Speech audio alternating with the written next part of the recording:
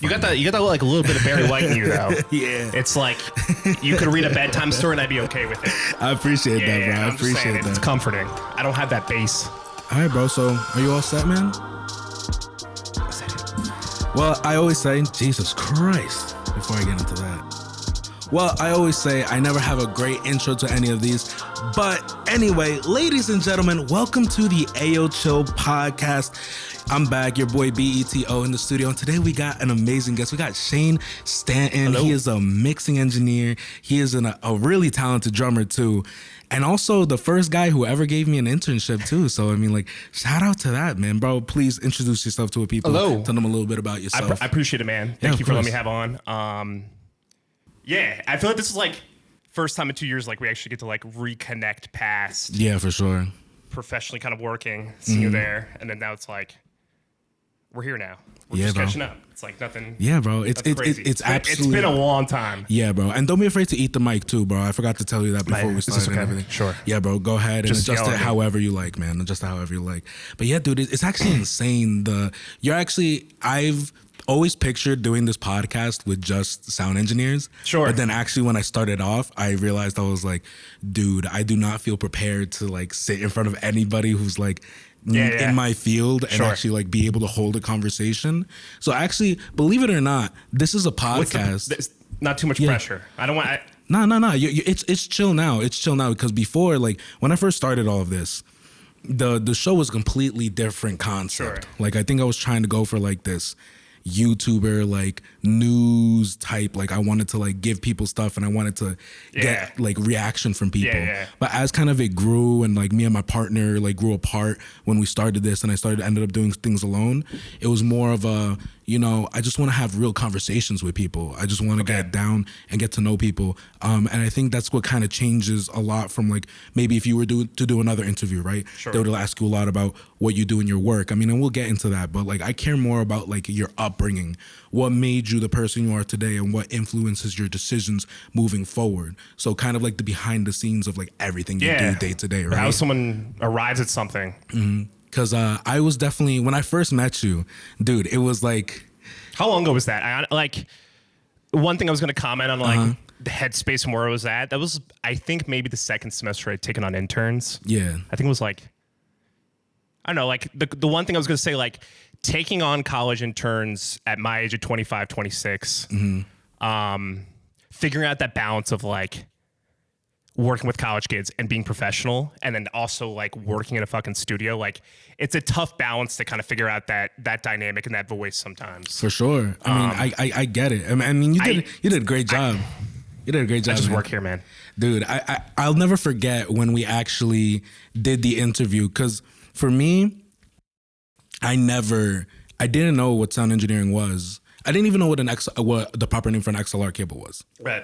And falling in love with it was weird because it was something like once I started getting more into, like I realized I loved it more and more, but I was so behind everybody else. So it made me very wary, like weary about certain things. And especially like I think the dynamic of the people in the sound engineering community is just so more laid back and chill. Like we're serious, we're passionate about what we do. But like, for example, like wearing black t-shirts and jeans being like, I don't know, like the industry standard of like, you know, when you go to shows and stuff. I remember I showed up to Architect in a shirt, a button down, a tie. Oh my God. My dress pants you and were everything. one of those guys at the interview. Yeah, bro. Yeah, and you like, did it right. Yeah, bro. And that's the right play. I mean, like I figured it was, but then like, you know, I saw like 3 other people like interviewing, right? And they were in like some t-shirts and jeans. And I was like, oh shit. I was like, I didn't know, like I'm always just like, I want to feel the vibe, like whatever. And I was so nervous, bro. So you felt like that was an immediate peg coming in the interview room? Yeah, I was just like, oh, this guy's gonna think like I'm not chill or whatever. Or like he's gonna think I'm serious, but I also don't want to be that guy who's like so anal about everything. Or like, you know, like I don't know, like just like being weird and stuff. That's the culture and balance of that though. Yeah. Like, I think it's really more the mindset rather than just like the pure physical work of an internship that I think a lot of people are looking for. It's like the attitude. It's not so much, it's like the tenacity and the willingness to try to learn or have the creativity to figure out how to learn. Yeah. And I think rather than just going in people that have like concrete audio skills, which there's so many talented people all the time, but there's a reason why there's certain people personality wise end up taking that next step. The cost of entry is really at a much different conversation, but the cost of entry now is much easier than ever to start. But I think taking that next step past those lower levels, a lot of what you're describing of like, I was much more impressed. Like I wanted to bust your balls, but like I was much more impressed. You were in dress clothes, over assuming, rather than people coming in and just thinking it's just lax. Yeah.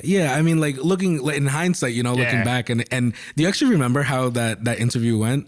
I don't. I'm sorry. Because no, it's totally cool. Because I will be straight up. Yeah. I'll never forget it because I walked in, I was mad nervous. I sit on the couch like in the studio and everything, and you're like, "Oh, just give me a second, I'll be right back." Yeah. And I was like, "Oh shit, okay." Oh shit, I did that to you. Oh, yeah. I'm sorry. And so I was sitting there, right, and I'm just all quiet, and obviously it's like a soundproof room, so it's like just mad quiet in there, and I'm just like sitting there, I'm like mad nervous, bro. I'm like, "Oh, what is this guy gonna?" Fucking heartbeat, bro. Like I was just like, "What is this guy gonna ask me?" He's gonna ask me like all these like audio engineering questions. I don't know shit.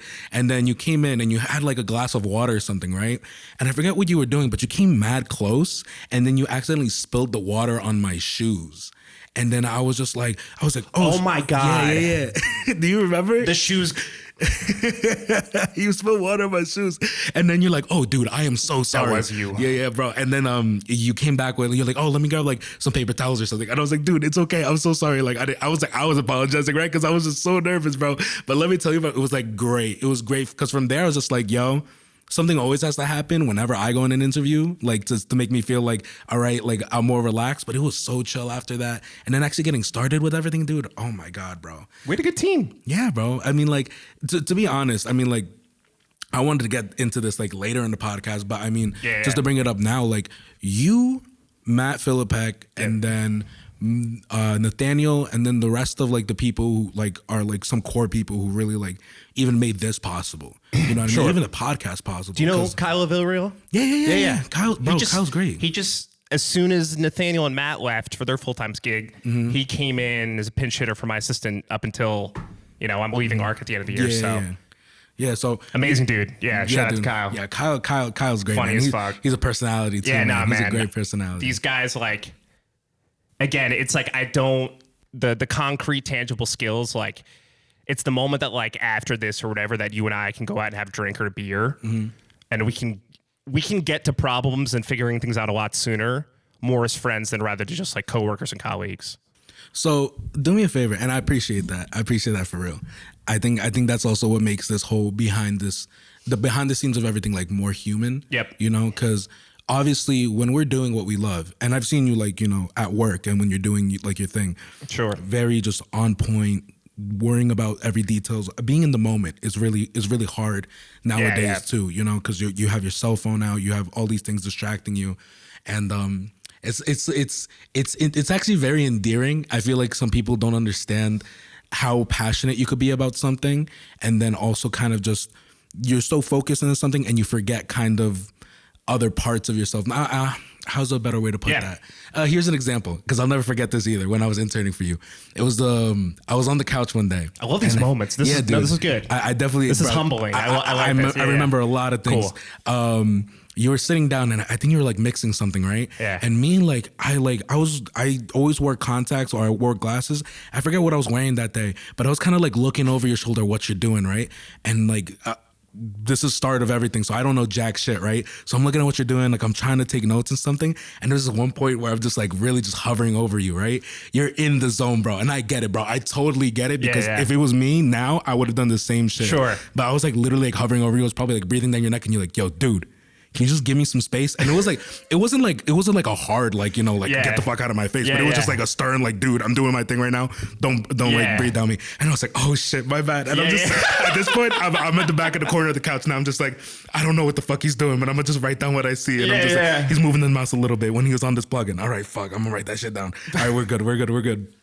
But yeah, man, people really forget about all that stuff, and I kind of wanted to go into like let's go straight into it. So what's currently, so the biggest news you told me before we came here is that you're leaving Architect. So can you tell me like the arc?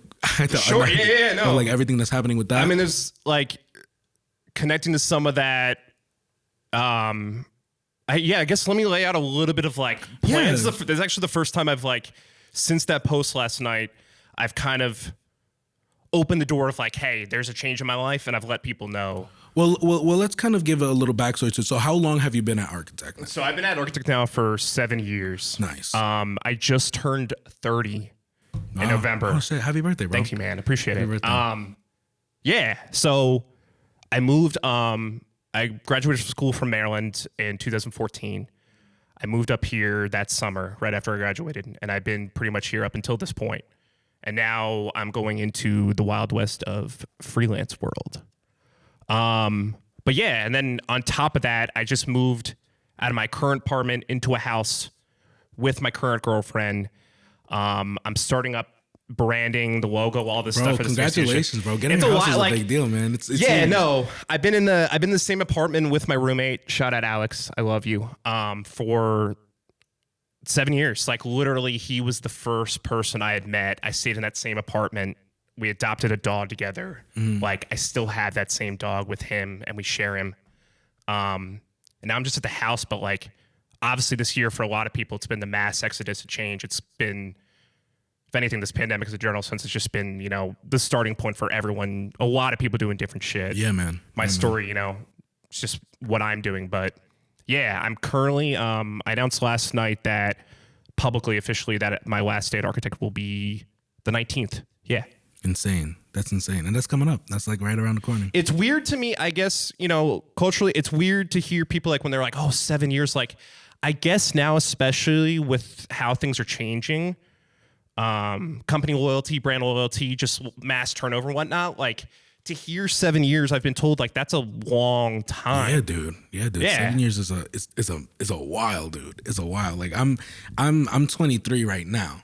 So I mean like 7 years I'll be 30. So to think about what I'm doing in between there, so I don't want to get into quite yet, why everything is changing. Yeah. But like, so at Architect, how did you even get the job there? Like starting off? I did 2 different internships. My senior year of college, I had met George, the current owner, at NAMM Festival in Anaheim, California. I got his business card. I pretty much linked up. I spent going into my senior year of college living on Montclair campus. It was the only school that provided housing for someone that wasn't taking classes.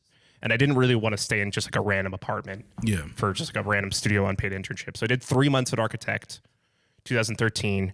I came for my winter break, did another internship, and I slept in a hotel. I worked out a deal with like the Holiday Inn in Haskell and like fucking slept a month in the hotel, did another internship. That's insane. Like you just called them up and like I tried to work out a deal. Luckily, like, yeah, I mean, there's just so many little like ways of trying to figure out how I got to that point. Yeah, I didn't really like want to stay in a random apartment. I really didn't know the area, but I just wanted to be in the studio. I didn't fucking know anyone. I wasn't doing a ton of homework too on the area, so I was like, let me just call this hotel, see if I can work out a deal. So yeah, I pretty much had a residency in a hotel for a month. That's crazy. Did an internship there, and then I graduated that spring, and then I moved up. And from that point, I was a guy that I think in a lot of ways, and I'd be curious to hear other people's takes, including George, Kurt, Mike, a couple of the OG ARC people, of like I liked a lot of different musical things. I played drums. I just got my degree in music recording and whatnot, but I didn't really have like a defined role. So I was kind of filling in like, in a general sense, I was filling in a lot of cracks. I was doing a lot of different things. George was managing Seven Dust and doing his managerial stuff. We had full-time lessons. And then there was the studio, obviously. Yeah. I first, trying to like paraphrase this as much as I can within the context of this. I first got into kind of just helping around and random things. I was teaching lessons. I was kind of like I said, filling the cracks. I eventually got into tour managing for a little bit through George. Oh, no way. My current boss. How's that? How's tour managing? I'm glad I did it between like 22 to 24. I think like I found very quickly that like touring was not a lifestyle that I wanted to commit to, purely just on like how I know my day to day or how I want it to go. And a lot of time, like if I wanted to be in the music industry, like I wanted to be at least in my own fucking bed when I go to sleep at night. That's some of the blunt answer of it. touring stuff. I did a lot of the early like van grind where it was like a lot of dudes in a van for like no pay. So it's like hard for me to like professionally say higher levels that like that was glamorous. But I'm really glad at that time that like I did it and it felt great. Like it was messy, but like I feel like you try to get some of that shit out earlier in that time and figure it out before like other responsibilities, financial stuff start like coming into your life. Yeah, for sure, for sure. And so you said, so you did that stuff kind of in this age right now. It's kind of like what? Yeah, this is like coming out of, I guess, when I say tail end of 24-ish. I pretty much, I don't remember where I was on tour, but I know the current engineer at the time, the assistant at architect was transitioning to a different full-time job. So I pretty much got the call when I was in like fucking Seattle or something. It was like, hey, do you want to come assist here? And that was like, at that point, my headspace had kind of gone on like, I just want to explore the industry. I was out of recording and producing a bit. And like, I don't know. I like, if you read my post too, it's like, I just kind of wanted to go and explore and see some of life. I was in a different state, like a different headspace. It's like, let's just see what takes me. But yeah, bro, it's kind of really cool because I'm yeah. kind of like right now in the same area. Yeah. Like where you were there, it's kind of where I am. And I've right kind now. of like, I want to get to some, like, I came back to that moment of like some of that innocence of like, I just wanted to explore and like have that, like when I hit play on a record and like, I get that visceral reaction of like, I'm excited again. That call for me was a lot of that, realizing I think this is it. So I pretty much got back from tour. I pretty much indicated like this is just not something I really wanted to do. I was tour managing, but like at a lower amateur level, like that's a lot of like booking hotels, just collecting merch guarantees. Like it's nothing. You're doing some business work. It's like low level managerial work, but it's nothing of really like, I'm not in a tour van, you know, working with a band that's purely a business at that point. It was very much starting on the ground. Yeah. The band at the time, yeah, I mean, I can talk about them. They're fucking great. Thank You Scientist, amazing band. Very different lineup now, but this was like 5-6 years ago, I want to say. But yeah, I pretty much got the call to get back in the studio. And then from there, I started assisting. And the first record I pretty much walked into was a brand new Seven Dust record, which we ended up getting the Grammy for, which was awesome. So it kind of went from like, I got home from tour. Seven Dust, I think, was in the studio at that point, and it was like, George was like, all right, I'll give you like, I had like 2 days off, and it was like, all right, boom, full time. And it was like 12 hours a day, like 6-7 days a week. That's crazy. But the whole time I'm doing this too, it's like, I'm still like, I guess I want to be clear with the internship. Like I still was doing internship things, right? Yeah. Like I still was driving people to and from airports, hotels every morning, like to the gym. Like there's a lot I could go into that's not all like, when you're an assistant engineer, it's not all that pretty. I mean, yeah, bro. I mean, I get the grind. It's a dude. lot of random It shit is, that ends up leading to something. I mean, I completely understand that. I mean, like even I mean, I didn't do anything crazy at Architect that was like random. No, I wouldn't let you do that either, too. And that was like when I had taken over. That was some of the end of some of that era. So I felt like a lot more of like, when Mike, the previous engineer, had left, there was a lot more of like a hands-on thing with the internships that I wanted. I wanted less people, but I wanted more of like, if you were just gonna be my intern that week, I wanted to go all in more on you than rather to just have like 5 or 6 dudes that are kind of just all over the place.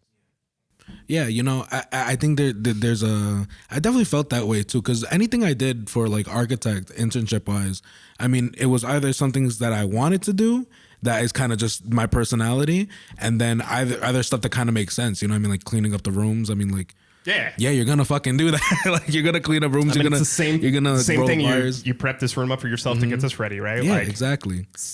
And then after this, I'm gonna tear it down. Tear it down, yeah. And then the same way I love tearing it down, like I think tearing down is probably like so therapeutic too. Is that your bittersweet moment, or is it the setup? I hate setting up, to be honest. Why? It's like, for me, it's like setting up is just like, I rather have everything kind of all set. I mean, I guess it's kind of weird right now where the podcast is. Yeah. Because obviously, like, we're recording in a room that's like not mine, right? Yeah. And it's like I have to bring everything here. Like when I look like a hustler whenever like I'm coming out of my car because I have all my equipment. I have everything in my arms. Luckily, like, you graduated. Like I said, you're not just a fucking dude just posting up at Willie P. And it's weird, you know, setting up and like having everything here and like double checking, making sure everything works. Rather when if I had my own space, then I kind of would be happier because it'd just be like, oh, this is here, I could set it up. I guess whenever things are easier or at least everything has its place, it's kind of fun. But like when I'm tearing down, I think it's weird. Even in university, whenever I was finished the session, my favorite part was obviously the session. But whenever like I was tearing down, just rolling up wires, just putting on music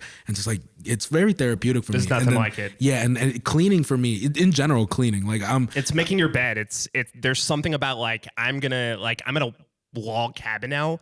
And every night my girlfriend and I make a fire. Mm-hmm. There's something like the fruits of your labor and seeing the tangibility of like, I created a sense of warmth and comfort for me, my girlfriend, and my dog. Mm-hmm. As corny as that sounds, like, that's great. It's great. It's great. Just like, you know, these certain things that make you feel, right? So especially when it's yours, you know, it's different. Yeah. It's different for sure too. Cause I like everything. Like, even when I pack up everything has its place too. Regardless, even though it's all like in a bag and like literally, I use a suitcase I bought off of Amazon, like a travel bag, right? Yeah, you're a pro. Yeah, bro. I mean, but I put everything in there and everything has its place. And when I take it out, and even I take pictures of the bag too, like before and after to make sure everything's there. Cause like I don't, yeah, bro. Like I'm really anal about this stuff. And it's funny. People, I mean, you after the podcast, if you were like, hey, can I roll up some wires for you? I'd be like, yeah, sure. But other people, God, 100%. Other people are just like, but people always offer. But the thing is, I'm anal about my stuff, right? So I'm just like, don't touch the wires. I was like, don't touch the mics, don't touch anything. I was like, I roll up everything specifically. Like, no. And I had this one girl, and she just wouldn't let go. She wouldn't let it go. She was like, oh, let me do the wires. And then I'm just like, dude, and I'm pulling it apart, and it's all knots. It's all like just messed up. It's like the people that are like, you tell your like, hey, like the certain dog, like, hey man, he's not great with people. Like, oh no, I'm fine with dogs. And it's like, you can do it. So you were still, so now you're the engineer at architect, right? So, so from that point, when did it come? Because kind of when I came in. So I started assisting. I was assistant engineer. Then the current chief engineer at the time ended up leaving, starting his own place. I'd taken over full time. That's when we started getting the kind of the inception of Matt was someone I think we brought on board first. Nathaniel, we ended up having a bunch of intern interviews, and then he quickly was a shining star, which I can get to for a lot of reasons. Yeah, I think it was pretty much in that order. Yeah. Did you guys intern at the same time, though? That's what I don't remember. Me and Nathaniel? No. He was already working there. He was already working. Yeah, he was already working by the time I was interning. My timeline is this is what 7 years does to you folks. No, it's cool. A little bit of stress and because it was cool too because it was like me and Nathaniel were fraternity brothers. Yep. So it's cool to kind of see him there and just be like, I didn't even see him all the time more than I saw Matt. And like Matt too, I mean, like, Jesus, Matt is. We're gonna talk about Matt too. Yeah. Matt's is killing it. Is great, man. Yeah. Dude, like even we'll get to him. I want to stick on architect for now. Yeah. So in between, when did you exactly become like the head? I want to say, I actually might have misquoted that last night. I want to say it was like the beginning of 2017. Summer was pretty much like the end of the other engineer moving out, and then I took over full time. So I pretty much have been in this position now for the last 4 years. Wow, yeah. 4 years. 4 years is a good time. It's crazy. Yeah, because I mean, like, it's funny. What I consider like 4 years now. I always think about it. I'm like 4 years. I mean, like that's a whole college career. That's a high school career. You know what I mean? So, I mean, and those are considered. I mean, like up until my life, like where I am right now, and those are the biggest parts of my life. Yeah. Right? College, and then before that, high school. Right. And so just thinking about like 4 years there. So during those 4 years, you know, like, so what was the first big project you worked on? Like, I think like project wise, it was a combination of a couple things. I think we were getting still some spillover in a general sense from some of the rock records we had done with Seven Dust. Thank you, Scientists, and a couple of people like that. I kind of like from the beginning, I wanted to find some other genres and projects to get outside of the general rock and metal sphere. And it's something I do and still trying to do to this day. I don't like being defined by just like one thing or one thing like that. But a lot of projects, I mean, it was a mix. We were known for rock and metal, like I said, like we had a lot of bands and stuff about that. But I think as the cultures come around and we're getting more solo artists, and that's been coming around like 2017, I started doing more pop, hip hop stuff, like more individual artists, and kind of coming till today, until the pandemic hit. But a lot of it early on, I mean, it was a mix of shit. Like I've done recorded jazz trios, full metal rock bands, pop artist. I've done like a 1 hour session for Becky getting a fucking wedding, you know, like singing Hallelujah at some church. Like there's a lot I've experienced of like last minute shit. Like I could only imagine. So let's fast forward kind of into the pandemic, because like how I can't even imagine how that affected your guys' studio once you guys did. I mean, like lesson wise, I kind of get it, because it's like lessons became like online. I mean, but you can't do recordings online. Yeah, you can't do recordings it's a tough. over Zoom. That was like the big shift of kind of where we're at today and like how I'm at now. Okay, first 2 years I would really say were like.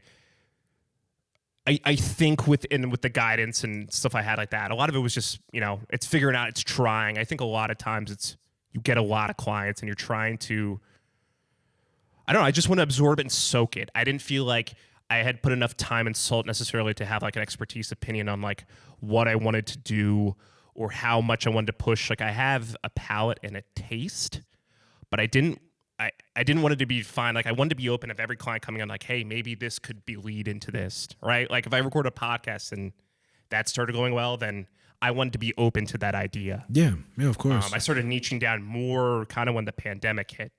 Okay, so get to the pandemic. Immediately, we switch over to online lessons. The recording studio, that was like the first big mindset shift of like, okay, how are we going to go about like moving a lot of this shit moving forward? Luckily, we had a lot of it was a couple things in tandem that kind of helped. There's a lot of chess pieces in a lot of this shit, right? Like it's hard to say like, you know, if it was the egg or the fucking, you know, what hatched. I would say we had a couple releases on deck that were about to come out that I think culturally helped a bit of the studio. And we were mixing a lot more as well too. So meaning I think a lot of people quickly doubled up at home. It was like, fuck it, I'm just going to record shit at home. Like, I don't know how long this is going on. A couple of my clients, at least, were just like, hey, is this cool if we just go back and forth this way?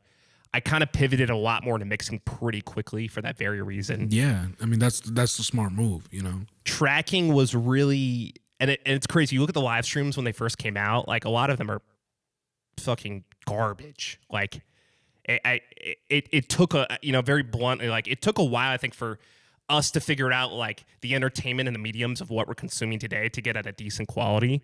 And a lot of the live streams at first, like when the pandemic first hit, the quality control was just a complete mess. So you have bands doing live streams, you have bands doing mixing. Like it felt a little bit like, you know, we're all like chickens with our heads cut off a little bit. Like what is the, you know, specifically what is the music industry doing? Tours are getting canceled left and right. It's kind of like a wild playing field. So we're all, I mean, it was when it all started out, I definitely saw like a huge shift, and especially I felt bad for like smaller studios. I mean, like architects kind of like it might be smaller in Butler, but you're pretty like, you know, grounded in like what you guys do. We've had like, I guess, just very tangibly, we've had records that have reached a cultural influence past of just the immediate New Jersey. Like we've had commercial, you know, indie major label releases. Like we're a Grammy nominated studio, so it's a little more reaching past that. But yeah, you know, I would say we are a smaller studio. Yeah, and especially dealing with all that stuff at first, it's like, if anything, the pandemic really forced everybody to have a internet presence, because it was either have an internet presence or die, you know. Yep. And especially for people who are not used to pushing out content like that, you know, especially, I mean, even when this podcast started during the pandemic, I think it was, when did the pandemic start? Like March-ish, right? I think January, February, March. April. So yeah, around April, we had about like 3 episodes in, and like, dude, when I first started releasing stuff, man, it was like the podcast kind of has like a feel now. The Instagram page has like a feel now. But dude, when we started, I was like, shit, bro, the quality of this, it looked like I was like in middle school putting this stuff on. But that's kind of like the process you have to go through. You know what I mean? You see what people like, you know, like fuck with what you're doing. And dude, I remember the Instagram page had like 5 followers, bro. And I was posting consistently, and I couldn't even get likes from my 5 followers. You know, starting off, and I was like, shit, how do you get people going? And I'm a year and a half into this now. What were some of the? I'm curious, like, what were some of the aha moments for you then, based off that, where it felt like this is starting to piece to that? Definitely consistency. The biggest out of everything. All the algorithms in any TikTok, Instagram, Snapchat, it's all about consistency. Like, you could post bullshit, but like one of the things might hit. But then that's kind of like, again, that's kind of like shooting a shotgun, you know, like into a, I don't know. I know what you mean. It's like you're trying to consistency, and also the quality you actually put out. If it's crappy quality, then have it be consistently crappy until you could actually move up. Don't be like, put out something crappy and then put out something really nice and then go back down to crappy. Stay at your level where you're at, and people will respect and digest that more rather than just putting up and down, because people don't like variety. It's weird. I find that interesting. People don't like variety. Explain that. What do you mean by that? It's weird. People don't like change. Like, they don't like you switching up stuff. Right. I find almost the internet sometimes very animalistic in the way that people absorb things. Like, for example, there's many podcasts out there. Oh yeah. I'll probably say this, and I don't mean this in a cocky way or at all, but my audio quality is probably better. You're killing it, bro. I sound amazing. Thank you. I appreciate it. Wow. Yeah, like I really appreciate it. But like the most popular podcasts out there, I don't know who the hell is their producers or who's being the audio engineer for them, but they are garbage. Terrible. They're garbage. Like, and there's celebrities, there's pro guys who's just like, I hard pass. The moment you sound like you're out of a fucking potato, or you're just on speakerphone through the audio like mixer, I'm out. Yeah, and it sucks, but they put it out so consistently like that. I mean, obviously that's an example that'll only bother like a sound engineer, you know? Because if I listen to a podcast and I can't have it on with headphones, it'll be so difficult for me to absorb the content because I could hear everything. I'm just like, it could be better, you know? Right. But like content wise too, everybody else is putting out things like they don't like variety in the sense that if you have a thing going, make that your thing. There's people who have put out really popular let's say like content. For example, there's this one guy who's a podcaster. I mean, look at All Gas No Breaks. Yeah, that's exactly what I was talking about. Okay, that's exactly what I was trying to say. Big fan. Yeah, man. His media, like, go ahead. No. He started off in Louisiana in what's that place called where they was it Mardi Gras? Yeah, Mardi Gras. He started off over there, and his content, like, you know, the quality of his stuff wasn't crazy. You know what I mean? There was like an early 2000s charm to it, though. It was like early internet. Yeah. It was a little irreverent, like Adult Swimmy, where it was like a little quirky. Yeah. You know? Yeah. No, actually, no, that's a perfect description. It's a little offbeat. Yeah, but how weird would it be if he just like posted something like that and then just got really high quality camera stuff and put it out like that? I think that was my problem, because I was trying to reach for things that I wasn't prepared for. Sure. And even getting the camera now, getting the setup now, upping everything and staying consistent with that has been huge. The posts too.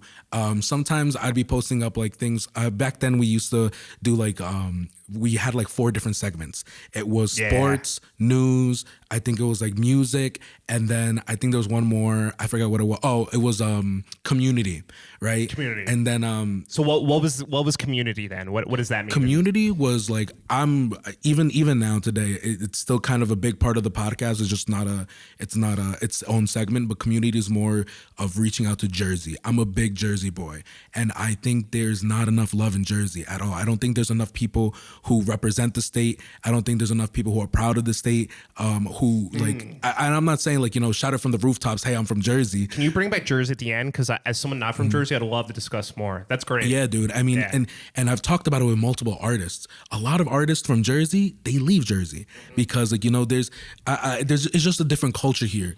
California is perfect for like if you're trying to be a social media influencer, and it's great for music too, and it's in a both good and bad way. If you have a lot of clout on the internet and you release something, even as like music wise too in California, it'll be successful. I wouldn't be surprised if, like, for example, Jake Paul, like, who's like, like, of course. he's like the asshole of the internet, right?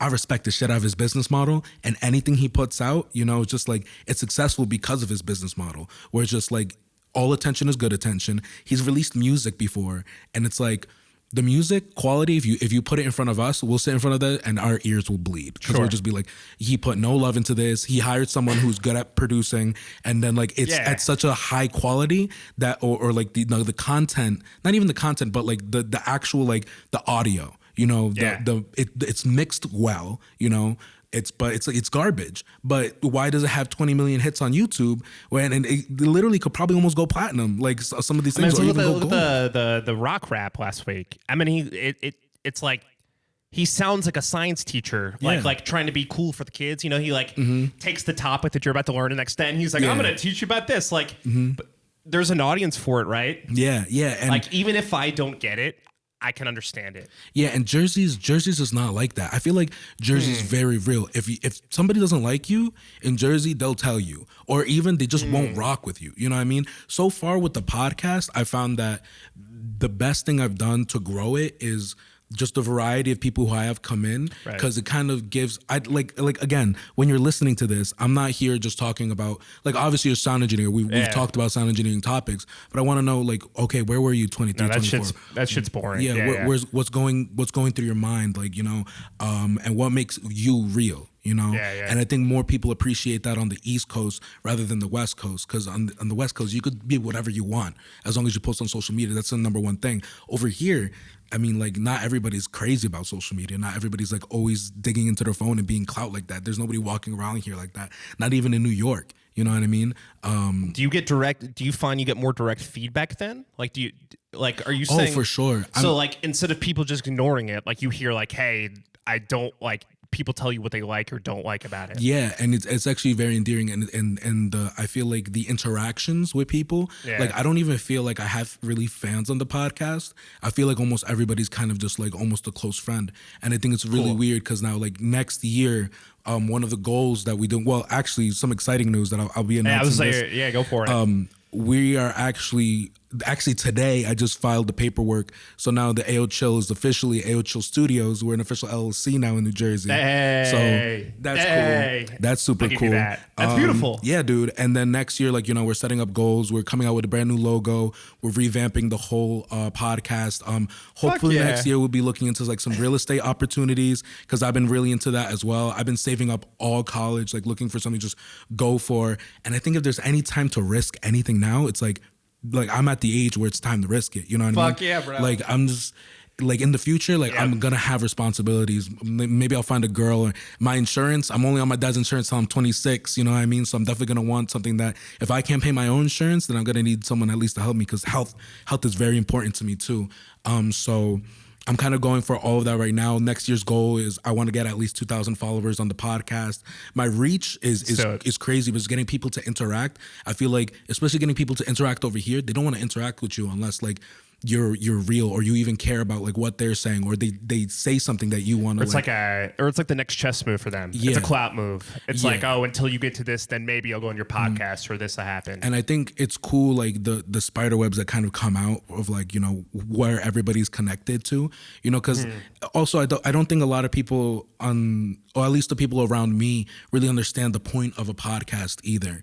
I think a lot of podcasts kind of have like this theme going on, and that's what I was kind of going at first. Like, I wanted to hit everybody, as many people as once, and just be like, hey, we talk about pop. Oh, if you like pop, we talk about that. Oh, you care about what's happening in the community? Oh, we talk about that. Oh, you like sports? We talk. And I just realized, I was like, bro, I don't give a shit about 80% of the stuff I'm saying at that point. Like, I'm kind of just looking it up to get people's interactions. But now it's like, especially the artists, like, next year we're going for entrepreneurs, musicians, people who just really love Jersey, and just people who represent, like, the whole theme kind of next year is just Jersey entrepreneurs and people who are just around here and killing it. You know? So, and even like, I'm also going to be traveling a lot next year too.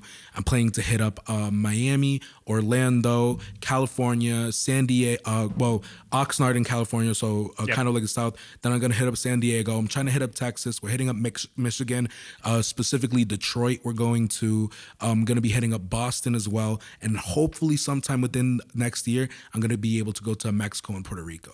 So planning that all out, getting the finances all set. I keep saying fuck yeah, but no, I want to appreciate it. I'm at an age now that I want to say with some of my friends having a lot of these, it's interesting with the pandemic because I think you share a very similar mindset. I think now is the time for risk and to potentially set yourself up for something that you want. Yeah. And everyone's situation is completely different, right? On a lot of levels of people who are trying to be safe, health issues, whatnot. But I think philosophically of what you're going at and trying to dive deep on something that's genuine, that means something to you during this fragile time, I'm very much against the grain of like, now is not the time to be safe. Yeah, it's weird because things have changed so much, you know, like even within like these past couple of years. I mean, like shit, like even it's weird. It's very weird the because I still think I'm like a baby, and when I look at people who are just like even like 2 years older than me, I'm like, holy shit, you have 2 more years of experience of life. Like I don't care. I don't give a fuck what you do. I'm like your relic podcast guest this time. I'm coming here like an elder, bro. No, but yeah, it's so awesome because it's like even like, you know. Sometimes it's weird telling my dad what I do right now. You know, I mean, obviously financially, what's supporting me, like I'm a waiter, right? Sure. And I work like 2 other side jobs, you know, to help support this. And it's weird telling him what I do because it's just, he's just like, hey, I know you have your show and everything. I know you post on YouTube. It's like, is it making any money right now? And I was like, it doesn't, but it's like what I love to do. It's like when I go home, like, dude, every week on the podcast, I'm putting at least like 15 hours plus, you know, at least. And now that you're not counting all those hours too, right? Yeah, because you're like, enjoying them. I'm like enjoying it. Yeah. You know what I mean? And then like, you know, that doesn't include, I'm just kind of like a guest right now. It's probably way more than 15 because like I'm looking up guests. I book at least like 2 months ahead in advance. And sometimes if I have openings that come up, I'm like, okay, cool. And that's when I hit you up because someone canceled on me for this week. Then I realized the schedule kind of didn't work out. And I was also trying to say before, like, I really want to prepare myself and be like chill enough to have like you on too. Cause I know your mind is like, it's dope. I mean, it's like, I'm in a lot of places right now too. Mm-hmm. So like, I would say like, quite honestly, like I'm much more anxious than I was 6 months ago. I think with everything going on, like I'm trying to meditate more currently. Like I'm not in, there's a lot, my mind's moving a lot quicker and I'm like trying to get a grasp on some of that. So what actually, so you were getting into it and feel free, cause I'm not sure how deep you're allowed to get into it. No, I was going to say this was good for other people to take notes on how to start a podcast. I just want to point that out. No, seriously. Cause I think it's like one of those things when your parents, early on in your early 20s, and I think I saw this a lot with a lot of friends, and I still see this now. There's nothing, a lot of parents, especially coming from the backgrounds they are of safety and security, especially financial, obviously, mm-hmm. They want something tangible to see that it's actually going somewhere for them. Even if culturally you're getting likes and things are building like that, until like those certain mile marks for them where they're like, you know, until you like actually get your first spot and there's like money, like it's hard for parents, especially from certain generations and stuff, to see momentum on social media, especially. Yeah, and it's weird. Like actually, what I didn't finish saying about my dad was that so he's a first generation immigrant moving here from Peru, right? Sure. And he's weirdly enough, him and my mom had like a 10-year separation, like in age, right? And I told him, I was like, between your years of 20 years old and 30, I was like, what did you do? And he was like, well, I just worked. And then he was like, I had to work to like, you know, like get money to fund me coming to the United States. That's all we knew. I think he came like around like he was like 32. He married my mom when he was like 31 or 30, whatever. Okay. So, he said he just worked. And I was like, what do you remember between you were 20 and 30? And he's just like, just working. And I was like, dude, like, I don't want to do that. And I was like, but that also shows me, I'm just like, if you just worked from between 20 and 30, and by the time you were 30, you didn't have a girl, yep. You didn't have a house, you didn't have set plans, all you were doing was saving money, I was like, why not? Why wouldn't I just take that time too and risk it? You know what I mean? Yep. Because it's not like he started at 30 with a big foundation. You know what I mean? It's not like he worked and had this big foundation at 30. He was working towards his foundation. And like on my side, you know, thankfully, I'm privileged enough to have him like already have a house for me, I have somewhere to live. I don't think I'm ever gonna go hungry. I mean, like, knock on wood, I don't think I'll ever go hungry in my life, you know, because I'll always have people who will back me up and have my back. And it's like that stuff he didn't have. And I was like, listen, this is the best opportunity for me to just risk it. Yep. I was like, I'm doing this podcast right now because I love it. I love talking to people. I love learning from people. I love having real deep conversations, just like finding out shit, you know, even funny ones. Like I had 2 guests, How and Ant, bro. They didn't talk, they talked bullshit for like an hour and a half, but it was hilarious. You know what I mean? I had a great time and editing it. It was fantastic, you know? And I think he kind of gets that right now, you know? And I think especially travel wise, I mean, like obviously. Have you showed your father stuff in this too? I have showed him like. What are like. His reaction is that more tangible for him to see that you're doing something? It's weird. Is it more because validating? I think it's just so weird for him because even when I started with music, they didn't know, like my parents didn't know any of that shit. So like even getting with that, like they couldn't help. It's weird because he can't help me. He can't really give me advice on it. And it's almost just like, it's like such a wild card for him. Like even when I started music, like he couldn't help me learn scales. You know what I mean? He couldn't, like he knew, like he knows what he knows. Yeah. And it's still so weird for him, but he's seen the success I've had music wise, right? Because when I started doing like playing euphonium back in the day, that's what ended up getting me a scholarship to come to school. And then like, thankfully my parents never helped me with the, like, you know, any money paying for school.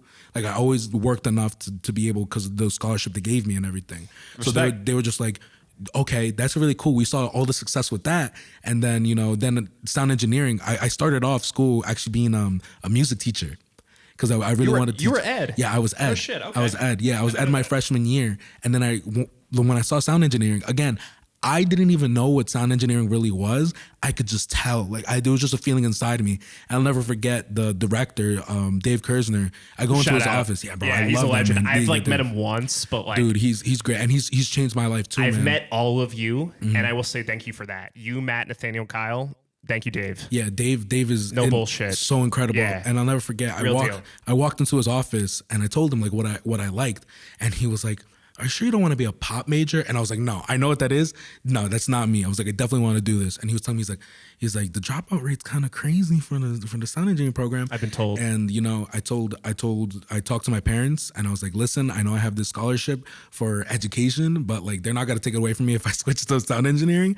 And they didn't even know what the hell it was, but they were just like, go for it. Why not? You know? And then I went for it. And so now like with the podcast, it's kind of like that same thing. They're just kind of like, we know you're passionate enough to figure it when out. you set your mind to something, you're going to do it. And so far, like, I think even from the growth, I started this in my bedroom, and like I had a janky ass plastic table, and we started off with that, and the mic quality for the first episode, oh my god, god awful. I actually got to see some of this. I don't know. Like, I feel like I kind of saw later on, and when this thing started picking up a bit. Yeah, the first episode, I mean, I think we had these mics. I'm blanking out on the freaking name. Not the 7B. No, we didn't have the 7Bs. These are 57s, right? These are Yeah. I had a 57 and then I had an AT2020. Yep. Right. And just totally the mix between them, it was just, you could hear the whole room. Like my voice sounded like terrible. Yeah. You have like a brittle condenser. And then like learning too, like how to like actually like edit this stuff after in post. Cause again, I'm not gonna lie. I'm sorry, Dave, if you're watching this, but I wasn't the best. Like, you know, like I was very behind in the class, right? I was kind of like the one who kind of always just caught up, right? Sure. But like I would still write everything down. And then when I saw other people who've been doing this since like middle school and then they dropped out of the program, I was like, oh hell no. I was like, I'm not dropping out. I don't give a shit. I'm graduating. I do not give a shit. This through. You know, I'm gonna see this through. And like I said, my dad could see like from where the podcast started to where it is now, and he's like, oh shit, like he's actually going for it. And even there's even small details, even like with I'm like I said, I'm really big on Jersey with the podcast.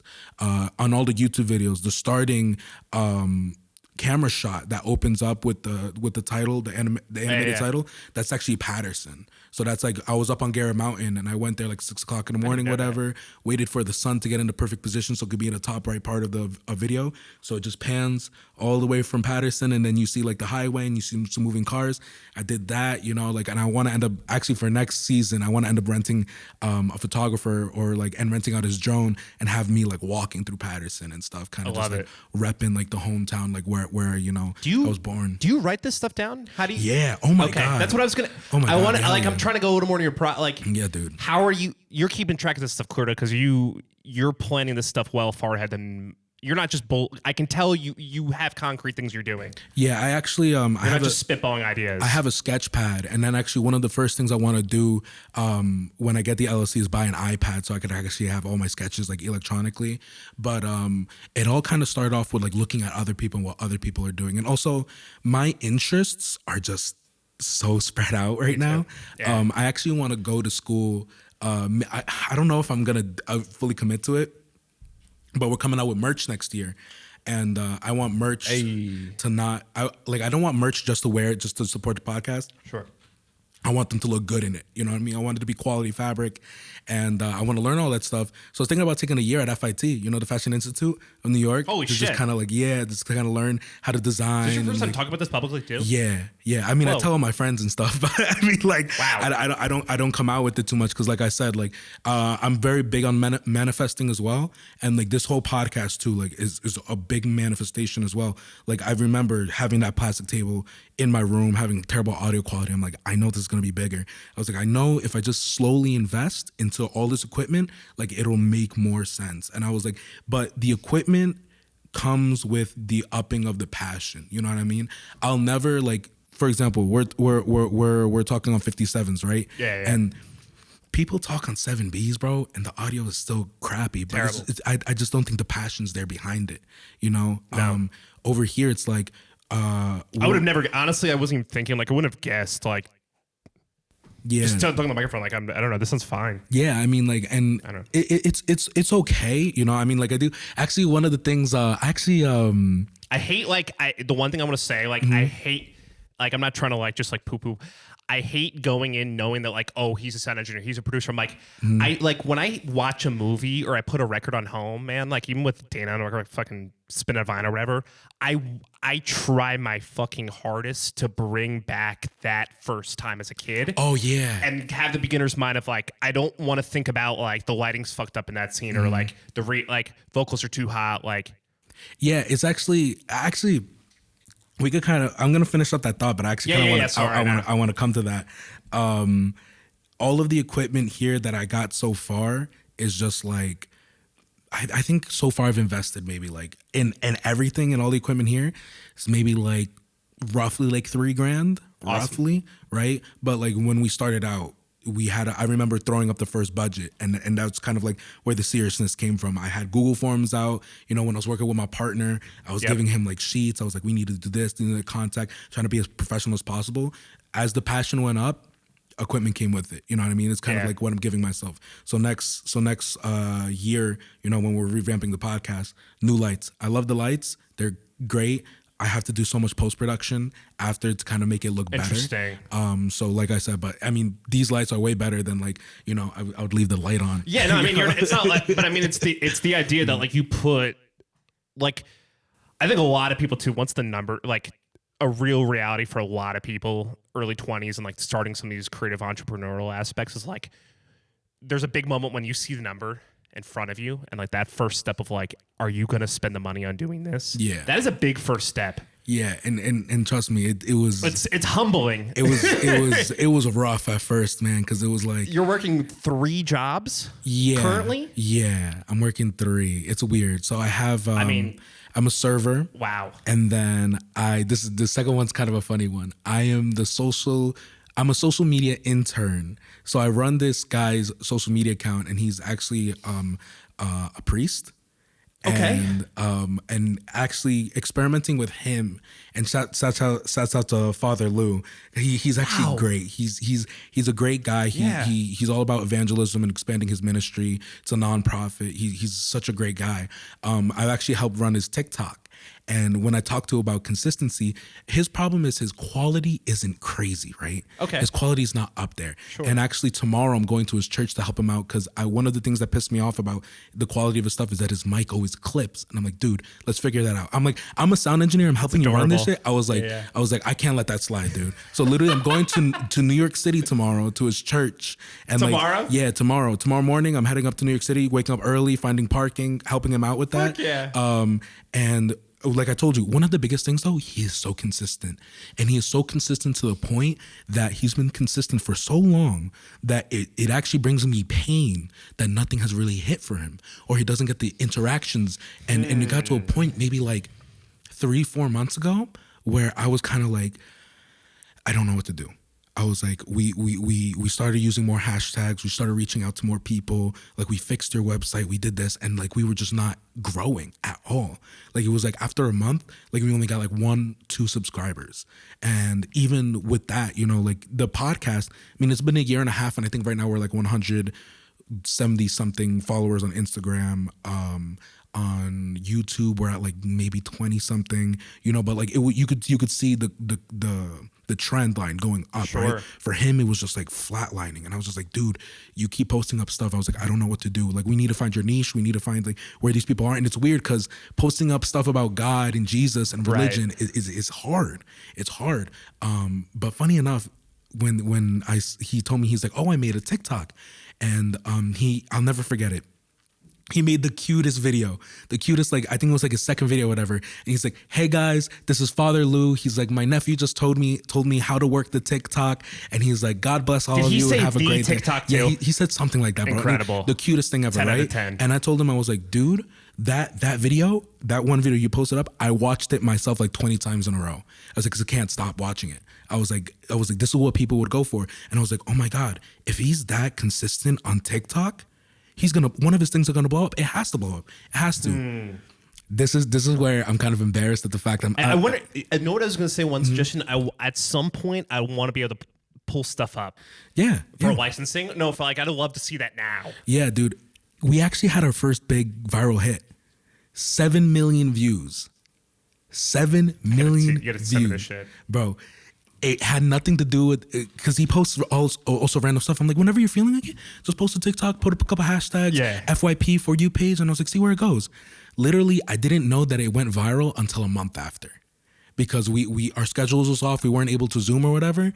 And then I was like, all right, so we got into our regular meeting. I was like, let's check everything. He was asking me questions because he likes to run stuff himself. He doesn't let me run it for him. I was gonna ask how did you find this out a month later? So like, yeah, because like he runs everything himself. Yeah. And he doesn't really not that he doesn't let me, but he just prefers, because he's an older man. You're consulting him. Is a word to say? I'm very much a consultant. So we go through everything together. Sure. I teach him anything that he needs to. I taught him how to use TikTok and everything. He was at LaGuardia Airport going on vacation somewhere, and LaGuardia Airport just got updated, and they have a fountain that like it's like it starts at the ceiling and it drops down water from the ceiling, and it writes down words from the water dropping down, right? So say LaGuardia, and using the gravity from the water. Yeah, I'm like, you're gonna have to see the video, but literally it's like it's nothing against you, Father Lou. I love you, but it's the video should have been longer, right? Because it cuts off at an awkward moment, right? Right. And he's literally just like, look. He's like, look at the fountain. Like, we're here at the thing. It's like maybe like 10 seconds. 500,000 likes. Like, I think there was like, I don't even know how many comments, but everybody's like, cool, LaGuardia Airport, all this, 7 million views on the video. And it just kind of all expanded and helped his whole TikTok. And now like on the TikTok page publicly, it says like how many likes you have. And he's just like, he has 500,000 likes on his page, and he just posts every day. He posts every day and he puts stuff up, and it's like, what? So based off those two videos you were describing like that, even the one with the LaGuardia, like, did that just come from a place of like, fuck it? Like he was literally just... Was it just less planning and more just gut intuition, and that resonated more? I think that's one of the reasons why I think it went viral. Definitely one of the reasons why it went viral, because it's so natural. I mean, it's something that nobody's seen before, and it's also cool. It's cool to see words written out by like water dropping from the ceiling and stuff. And not only that, like, I mean, like, he's just so consistent with it. You know what I mean? He posts every day. Every day. He posts every day. And it's just, if it's either something he's just doing, it's either his stuff with his ministry. So like his preaching for the week or his preaching for the day. And then it's other stuff. You know what I mean? Like he's at a cafe with his friend and he's like, oh, look, my friend has a call. And then the video ends there because he doesn't know how to finish the full video. And I'm just like, and that way, that's like his content. That's and that's his content. That's his content. Yeah. And he has so many videos. He has more content on his TikTok. Bro, I would show you right now, but I don't want to. No, I hear you. Sidetrack. Dude, it's absolutely insane. This all came from. All right, hold on. I'm gonna have to bring it back because we went off on a tangent. Sure. You were telling me about that kind of that youthful fire that you get, or like you're not liking to know that I'm a sound engineer because like you kind of like going back to when you didn't know anything, right? I want a lot of my experiences, and I want this a lot of people. I think a producer in some ways, in a general sense, is, you know, the person, your producer is a taste of the outside world. You're getting that person to have some sort of semblance, an idea of like how the public is going to perceive this and have an idea of culturally like where it's going. There's an element of that. Yeah. And like being able to remove some of the technical facade and like some of like being able to like let go after time and intent and like technical energy has been put into a project and step away and just hit play and just see, because the reality is this too, and I make this comparison a lot to those fucking those Dave Portnoy pizza slice review things, right? Mm-hmm.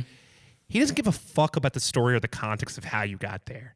There's some merit just purely objectively, I think, and like when you just hit play, where you bite in that sandwich, you take that meal, is it good or is it not?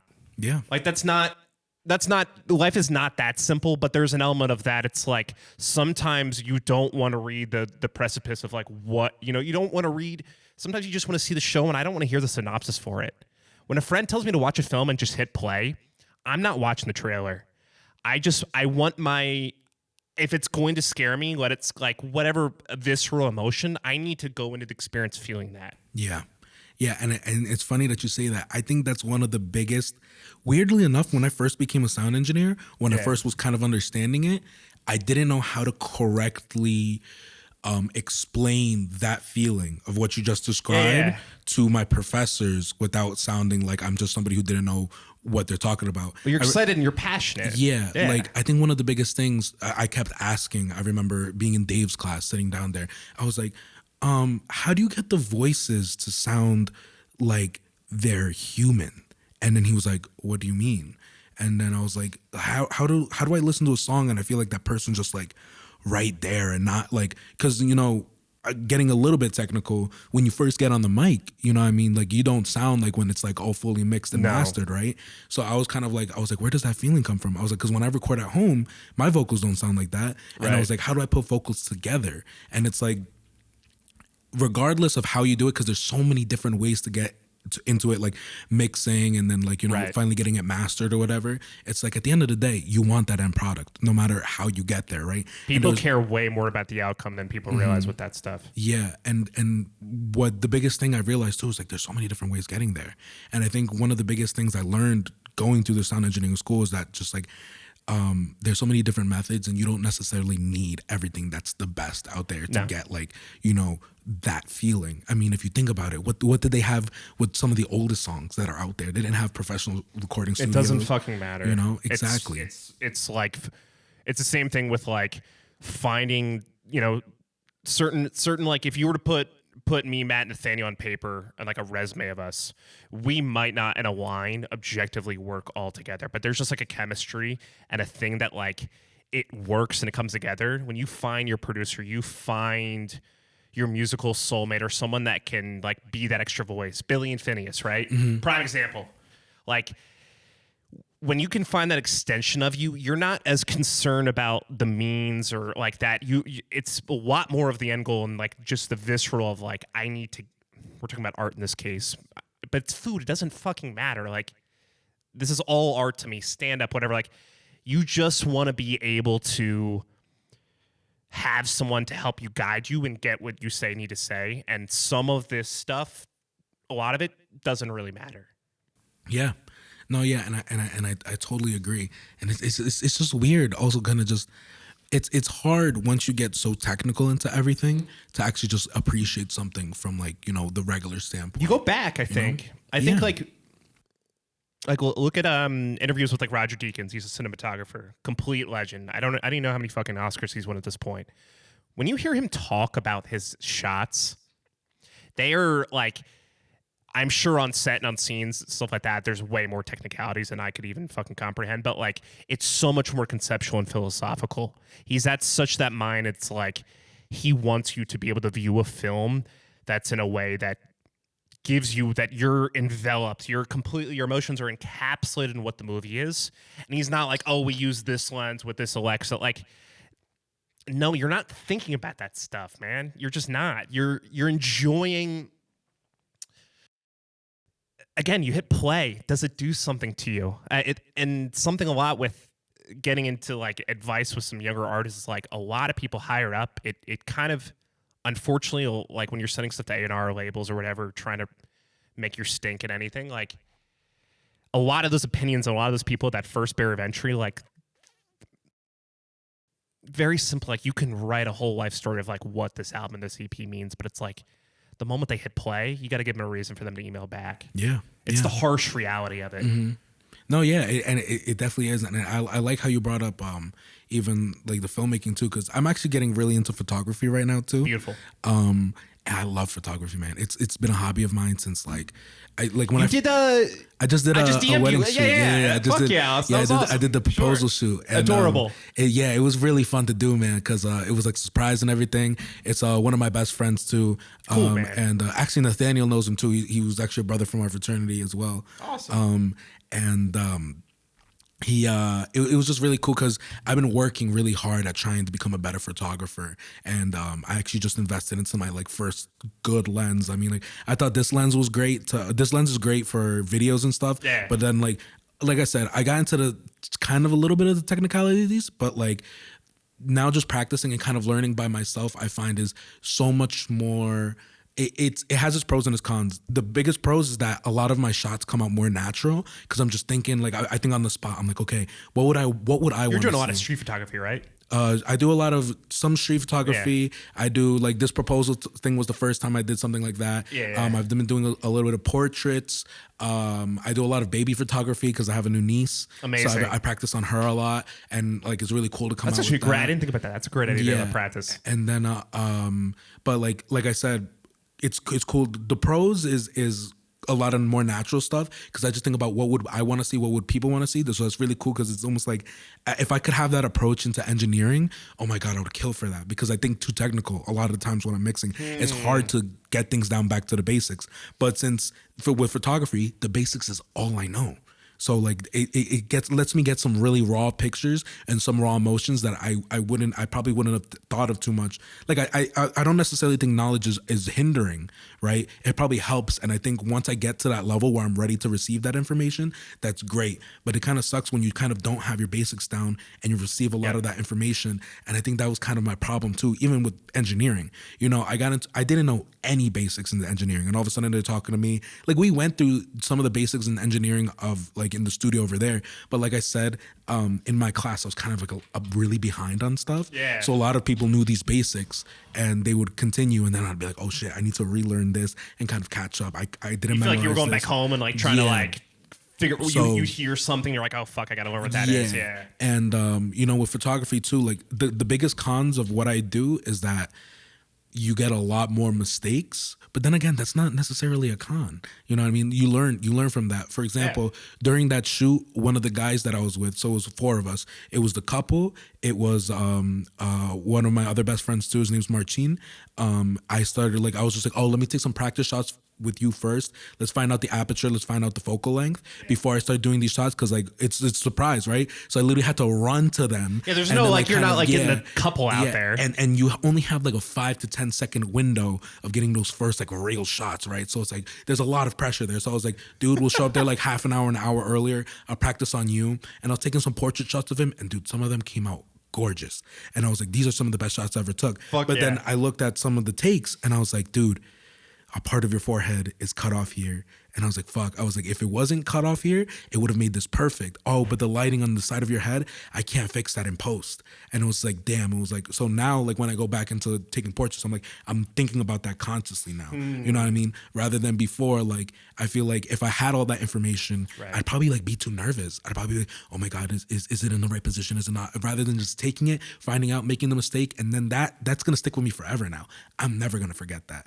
Rather than trying not to forget. Why do you think people end up revising stuff so many times? A lot of people don't end up finished projects. That very reason. Yeah. That's like an anxiety fear thing, though.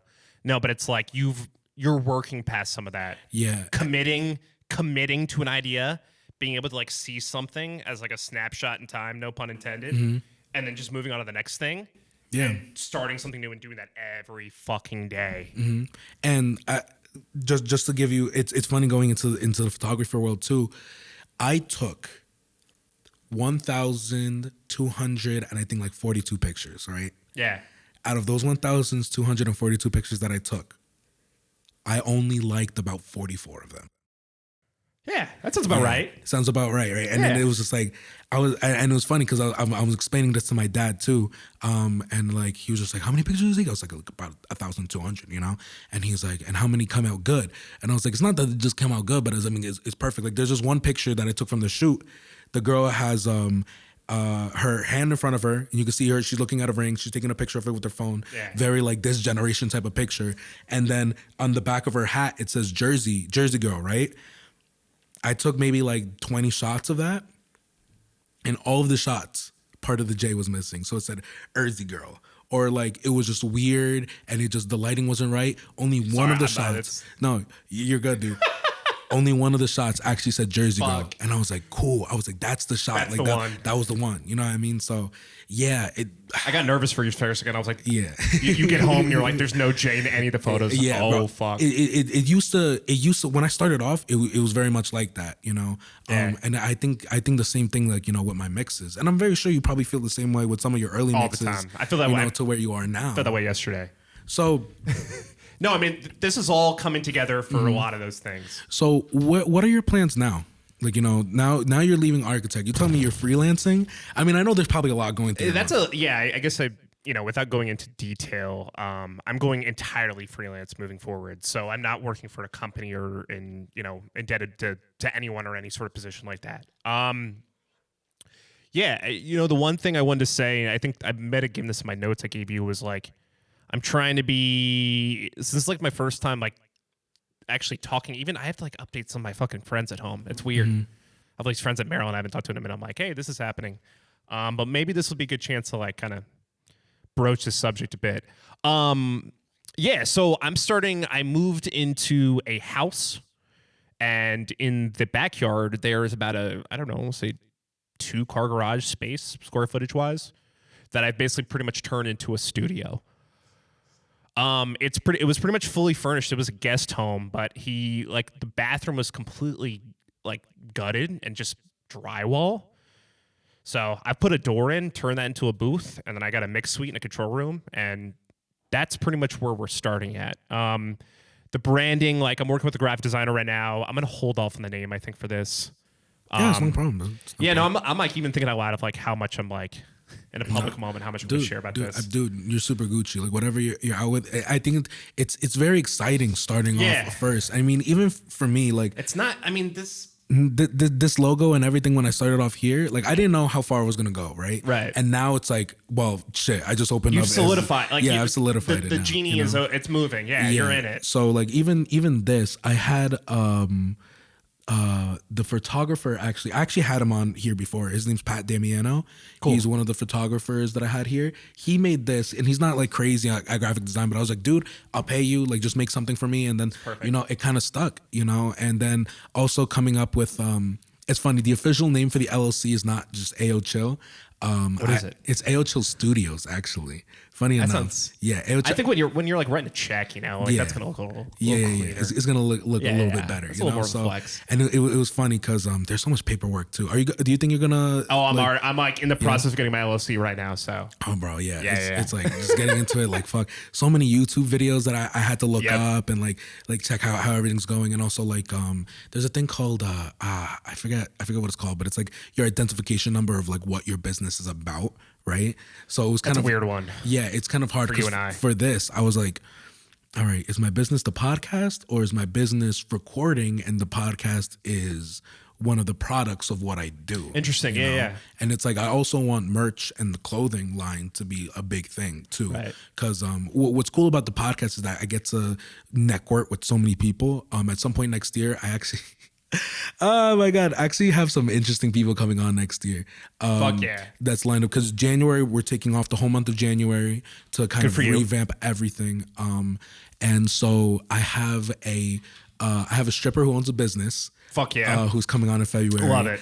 I have some people from actually FIT who are going to be coming on talking about design and stuff. And I actually want to start, one of the biggest things too, I want to start like limited merch drops, right?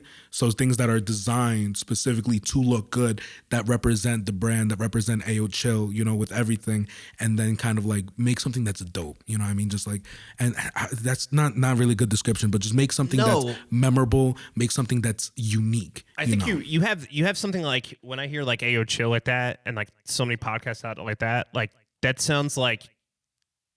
It sounds like a brand to me. Like it's a lot more further reaching and wider than just like you're a podcast. Like writing on the check, I think the studio's smart pro play because it's like business wise. But like being able to have like merch, seeing this be a lot more than just this, like AO Chill, like saying that and then just putting that on a shirt and a hat. Like I can absolutely see that versus a lot of people define their business, in my opinion, stylistically, too much. Like when you say it, you're like, oh man, that's that. This doesn't. No, honestly, this doesn't feel like AO Chill could go a couple different directions. Yeah, for sure. And that's kind of like the plan too. Because once we set up the website and everything, so what are your first kind of like what are your first steps right now in like figuring out? Because I mean, at least we got the real estate space. You know what I mean? So that's great. The space that was fucking insane. I looked at 104 properties this year between and this exact number: commercial, residential, apartment. I looked at storefronts. I looked at fucking like. The dumbest, a whole myriad of things. I end up treating this first year as much more of a transitional year because I'm renting. I'm looking based off this first year, trying to get into rent a commercial spot with a live room. So this is more so similar to what you're doing with AO Chill. Like I'm going to be representing, like introducing a brand, but it's not defining me of like, this is a place and one like that. Like I'm in a log cabin aesthetically.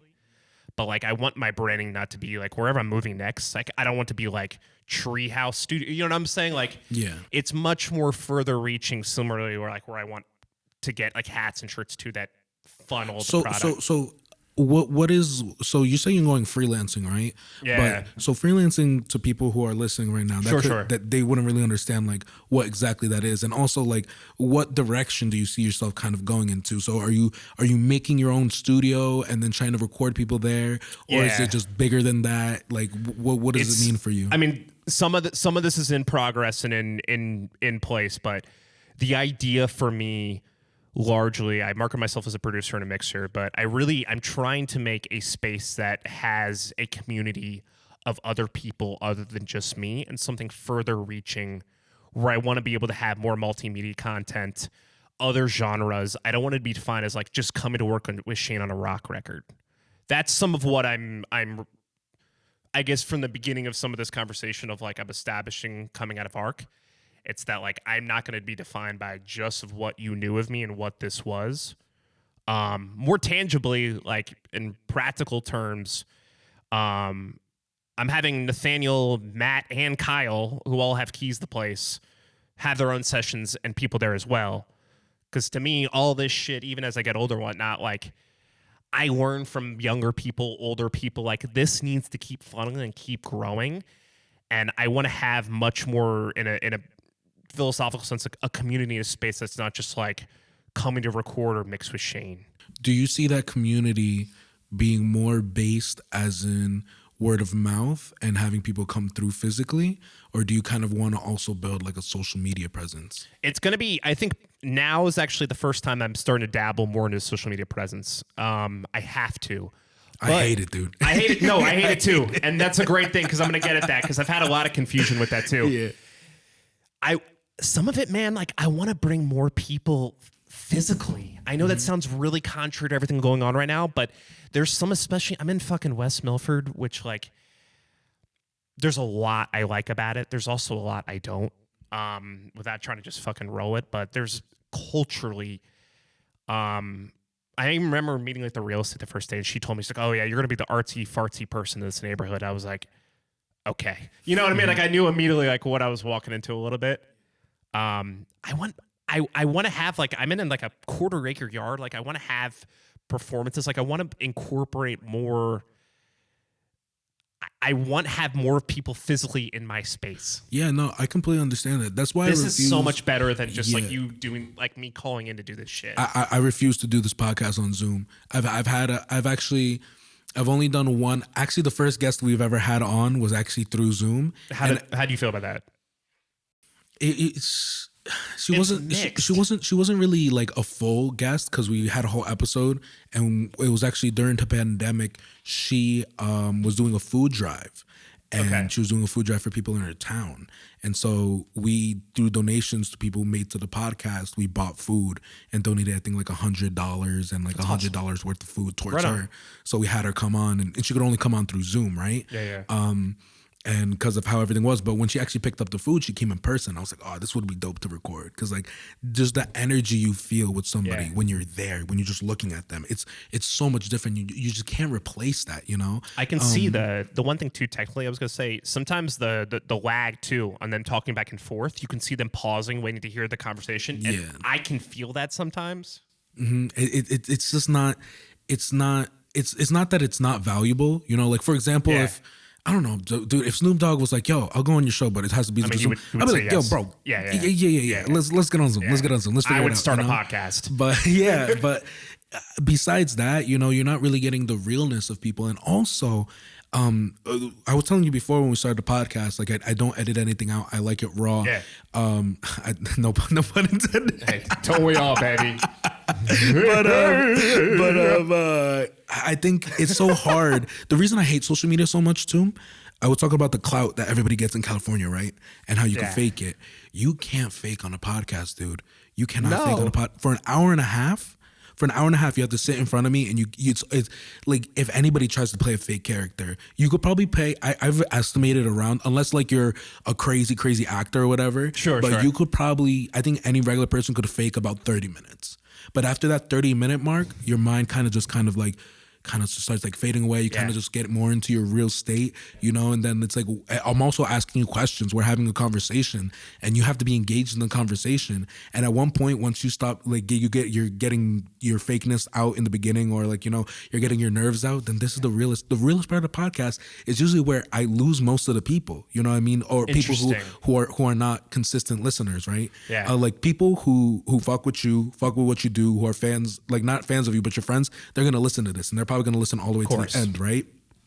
Sometimes in the beginning, you know, they'll listen the first 30 minutes and they'll be like, oh, they're just chatting up. Oh, they're not talking about anything crazy. And they won't stay into the end. But this part is my favorite part because now we have maybe like 15 to 20 minutes left of talking, right? And it goes so quick. Dude, it goes so quick. And every podcast I do, especially this one where I fucking love the conversation, goes so quick. That's because of the realness and where we've kind of touched base so far. And even though we've talked about a lot, I feel like there's still so many things I want to catch up on. One thing I wanted to cover too, I want to go back to some of the social media stuff. Yeah, go ahead. Because I think I want to talk to more people about this, and I'd love like fucking have more I'd even have a conversation with the artists you've had on here, because you have a lot of artists on here. Yeah, and social media seems to be going in a lot of different directions for different people. I'm curious if, just based off of you even working on the podcast and whatnot, and the momentum you've started getting, and even working with your buddy on TikTok and shit, like, what do you see?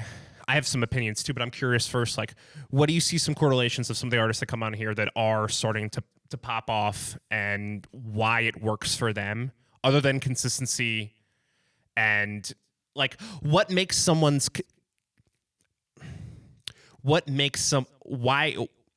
can someone tell when there's like a genuine content? I think people could tell the genuine content when you have actual conversations. Like when we say genuine, what does that mean? I think it's the interactions between, you know, like what you guys are doing, right? So my favorite part and why I feel like, I think I said this last podcast, I'm not sure.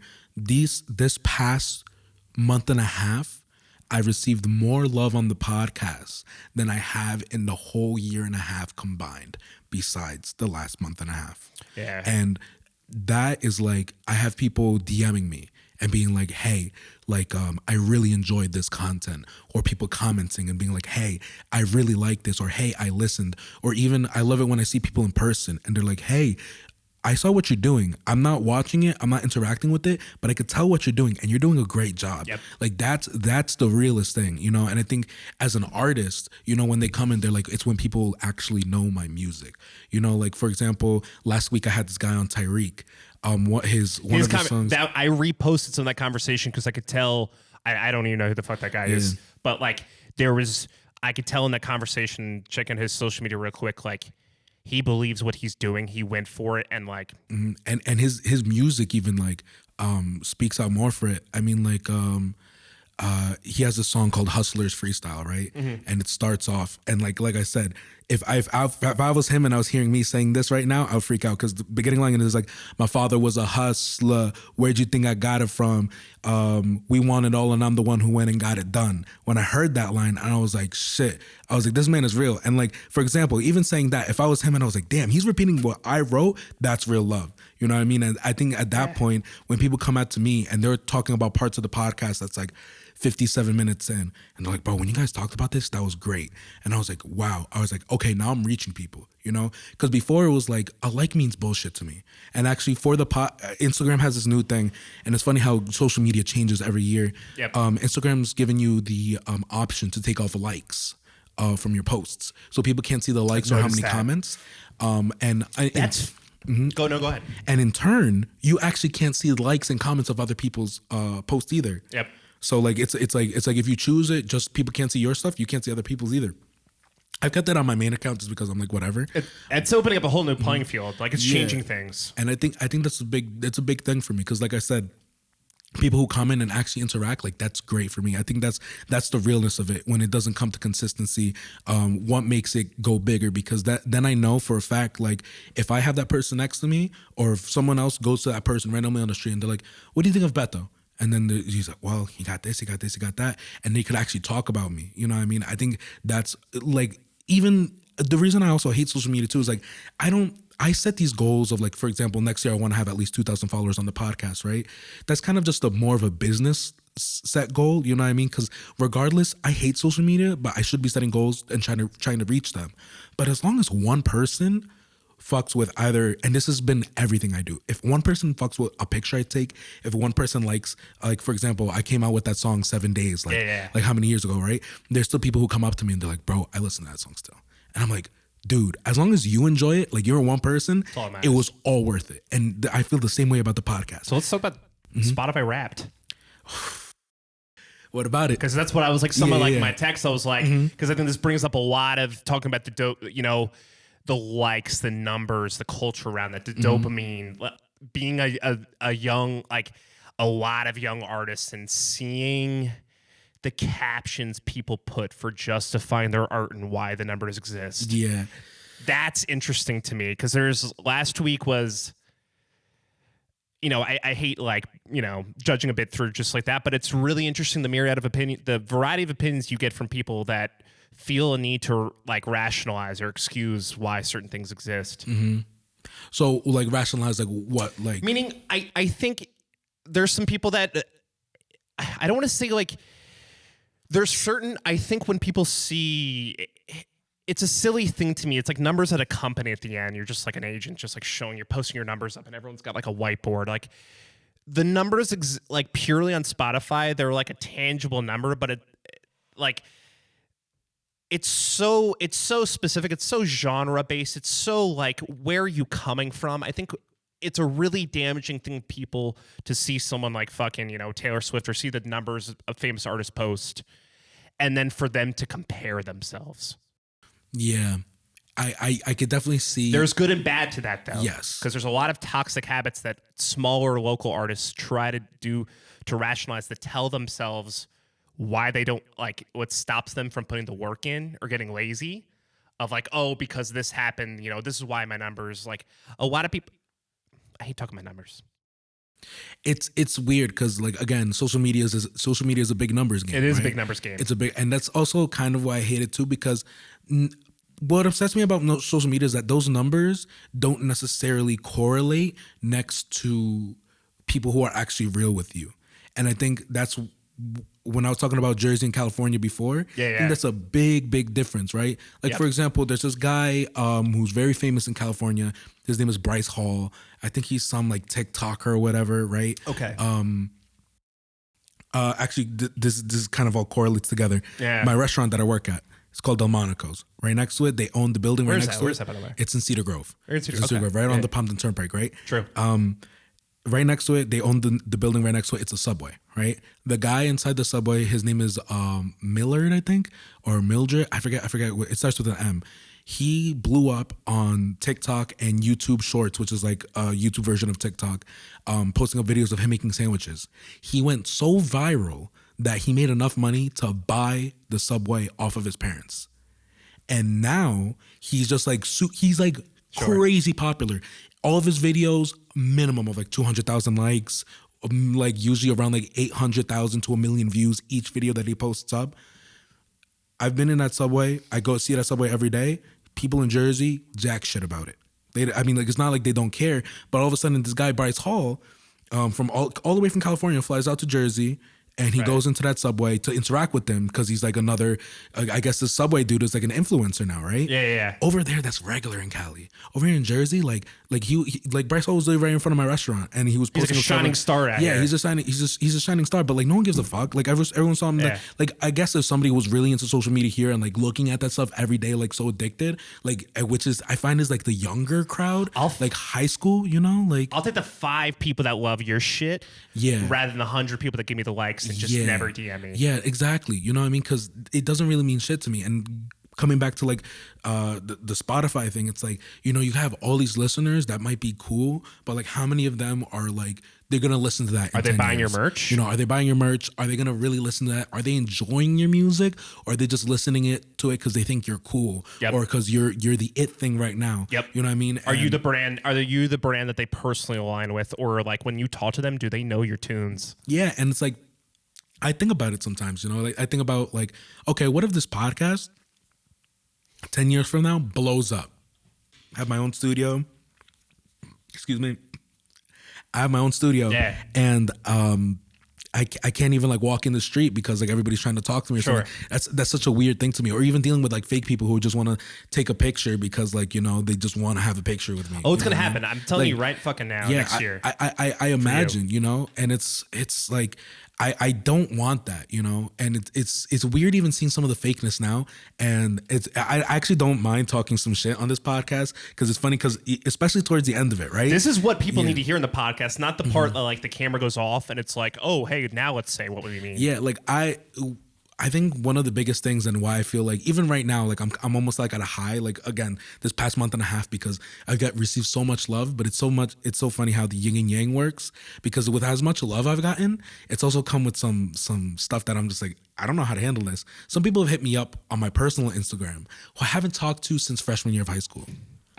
I haven't talked to at all. Yep. And it's like I put so much work into this podcast and building it up right now. And when I started it off, like I didn't get to be picky with guests. Like I kind of took what I got and then it was like, let's see what we could find with it. Like, let me get my friends on and then let's build up. Because at first I wasn't like a great host, and it's a big thing that I focus on now. Yeah. But I had people hit me up and they were just like, hey, your podcast is really dope. Like I want to be a guest. And I was just like, and again, I try not to show any hate because I'm like, okay, maybe this is coming from a place of love. I'm like, what do you want to talk about? Like, what are you passionate about? Like, and that's literally the only things you have to have. There's the only criteria you have to have for my podcast. Just something you're passionate about, and like, you know, like that you're able to talk about. Literally, I give him a whole list, and I did the same thing with you. I was giving you a whole bunch of like, you know, stuff in the DMs, and he's just like, oh, I don't know. He's like, I just think it was cool. I've always wanted to do it, and like, you know, like it's cool that you do it. And it's like, it's not that I necessarily like, you know, like it just sucks because it's just like some of this stuff comes out, and it's just I don't know how to interact with certain things, or like I tell some people. I had this one person who, and again, if you want to intern for me, please let me know. But I'll take it. I'll double that. He's a great boss. He reached out to me. He's like, hey, I edit videos, and I was like, cool, that's cool. Like, so do you want to edit for me or something? He's like, yeah. He's like, can I edit for you? But like, as soon as you start making money, like you're going to pay me too. Like, or I can see he's just in it for the money. You know what I mean? And I'm like, dude, I've been doing this for a year and a half. I haven't seen a dime. I haven't seen a dime. It was. I haven't seen a dime. I was like, listen, if you're not here for like, you know, the experience, I don't know what else to give you. Cause that's the best thing I give you. I could give you experience. I could give you running social media stuff. You and like can't how I'm teach building your it. journey though. Yeah. You can't teach like what you're doing. You can't like because you're learning across the whole way too. To have like tangible paychecks for that, it's a difficult fucking thing to do. That's a lot of things people don't understand in the arts. Because this is your process too. The same way like me taking on interns now, there's certain skills and mindsets and things that they walk in and have to learn. I don't know how to like some of it's just being in the culture and just doing it. Yeah, and just being like I learned so much of architect just like sitting next just to hanging. you, like, you know, and just hanging, and some beautiful things came from that you know, even that what actually the oh my god, what is it called? Jesus Christ, the restaurant. Bring up? Across the street? Not across the street. The one that the Mexican place. That Chanos? La Mixteca? La Mixteca. Oh man, I still go shit. there. I still go the there. Best. And like literally, actually, maybe like once every 2 months, I kind of tell myself, I'm like, you know, I deserve a little treat. Yeah, you do. I'll go there. I'll get their burrito and I'll just eat it. I'll go somewhere cool with the view. I'll eat the burrito. Bro, man. it's like a fucking wife and husband, a couple kids making food. Like it's the real shit. It's so good. It's so good. It's so good. I put everybody on too. I'm just like, listen.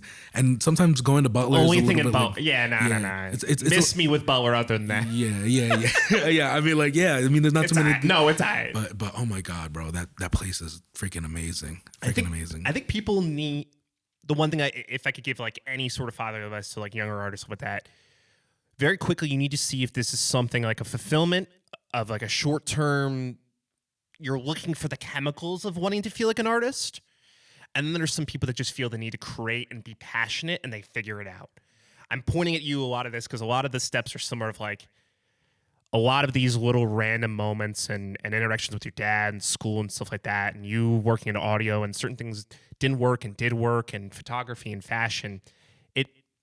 It's piling up to what this is becoming. And I definitely, it's only going to keep growing because I could tell like you're doing a lot of the right things in my opinion. I think a lot of people need to be honest with themselves though, especially early on. Similar to your friend DMing you about like looking for that of just like that, like, oh man, it's just cool.